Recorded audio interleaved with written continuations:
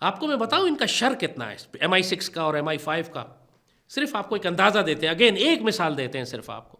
پہلی جنگ عظیم میں ظاہر ہے خلافت عثمانیہ کے خلاف انہوں نے جنگ برپا کرنی تھی.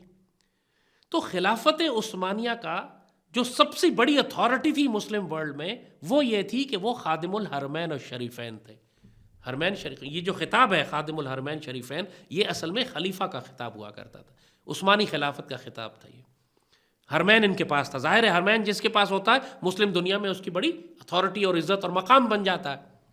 تو انگریزوں نے یہ فیصلہ کیا کہ جب ہم نے ترکی کو توڑنا ہے, خلافت عثمانیہ کو تباہ کرنا ہے, خلافت کو ایبالش کرنا ہے, تو پھر یہ مکہ اور مدینہ ہم کس کو دیں, کس کے حوالے کریں.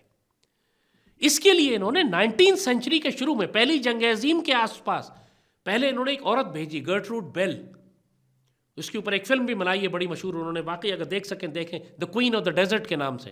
ایک عورت برٹش انٹیلیجنس نے بھیجی جو پورے مڈل ایسٹ میں مسلمان ملکوں میں حتیٰ کہ نجد تک, ریاض تک گئی وہ, اور مکہ مدینہ بھی آئی, اور پورے لبنان میں گئی, سیریا میں گئی, ہر قبیلے سے ملی جا کے اس نے رپورٹ بنائی کہ کون سے قبیلے ایسے ہیں جو ترکوں کے خلاف ہیں, کون سے قبیلے ایسے ہیں جو ہمارے وفادار ہو سکتے ہیں, کس قبیلے کی کیا خصوصیت ہے, کس قبیلے میں کیا خرابی ہے, کیا خامی ہے, کیا اسٹرینتھ ہے, کیا ویکنس ہے.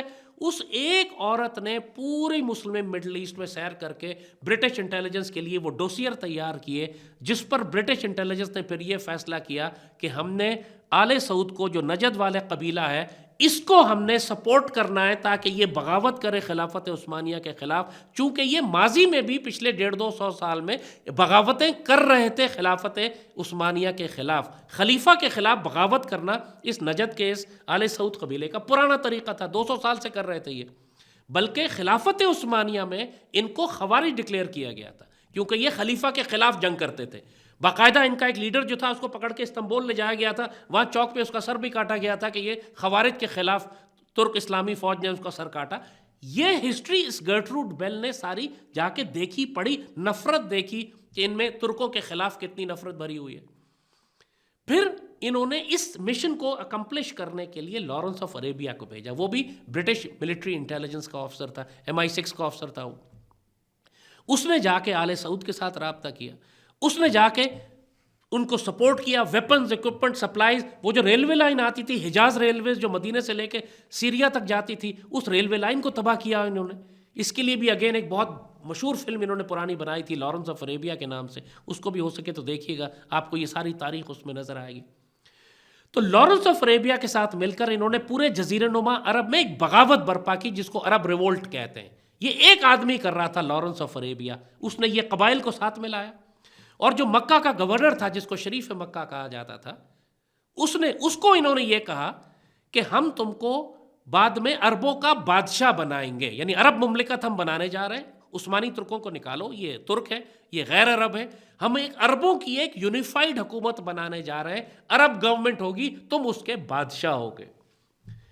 اس لالچ میں شریف مکہ ان کے ساتھ آ گیا. خانہ کعبہ کا وہ شریف مکہ, اس کے پاس مکہ کا گورنر تھا, جس پر علامہ اقبال نے وہ مشہور شعر کہا تھا کہ خاک خون آبروئے بیچ رہا ہے, آبروئے مصطفیٰ, ہاشمی بیچ رہا ہے آبروئے دین مصطفیٰ, خاک و خون میں لٹ رہا ہے ترکمان سخت کوش. اقبال بابا نے بالکل اسی بغاوت کے اوپر عرب ریوولٹ پہ یہ شعر کہا تھا کہ جو ہاشمی ہے, جو شریف مکہ ہے, وہ سید کہتا تھا اپنے آپ کو, میں ہاشمی ہوں, وہ بیچ رہا ہے آبروئے دین مصطفیٰ, اور جو ترکمان سخت کوش ہیں, جو ترک ہیں, وہ بیچارے شہید ہو رہے ہیں بری طرح سے. تو یہ ساری بغاوت جو انہوں نے کرائی, اس کے نتیجے میں انہوں نے آل سعود کو لا کر سعودی عرب پہ حکمران بنایا. اور جو شریف مکہ کے بیٹے تھے, بعد میں اس کو شریف مکہ کو دھوکہ دیا. انہوں نے کہا جی ہم تو ایسی کوئی ہم عرب ایک ریاست نہیں بنا رہے, ہم یہاں 20 عرب ریاستیں نکال رہے ہیں. انہوں نے لٹرلی ٹیشو پیپر کے اوپر نقشے بنائے. ایک انہوں نے کہا سیریا یہ ہے,